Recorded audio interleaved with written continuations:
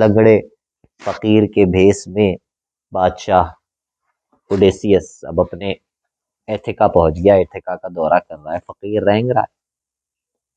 ایتھکا میں لوٹ چل رہی ہے اور فقیر رینگ رہا ہے۔ بند دروازوں اور جگہ جگہ سے کھلی گلیوں میں فقیر اپنی یادداشت کھونے سے پہلے کا رینگ رہا ہے اور اس کے گھٹنے گھس چکے ہیں۔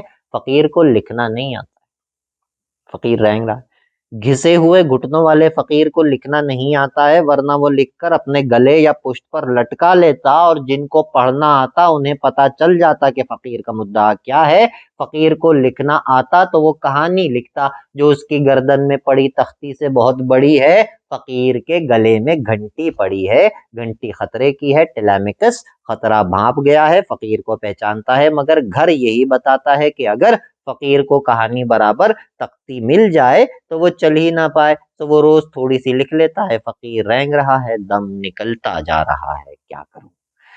تختی والے فقیر کی یادداشت وہاں چلی گئی ہے جہاں ایک دن سب کو جانا ہے۔ فقیر کو پڑھنا بھی نہیں آتا ہے، صرف دیکھنا آتا ہے۔ فقیر گلی گلی دیکھتا ہے، در در جھانکتا ہے، پھر چکرا کر گر جاتا ہے، اور اتنا گر جاتا ہے کہ بارش ہو یا لو چلے فقیر کی گراوٹ میں کوئی اضافہ نہیں ہوتا ہے۔ فقیر رینگ رہا ہے۔ کمی اضافہ موسموں کے ساتھ گلی کے لوگوں میں ہوتا تھا۔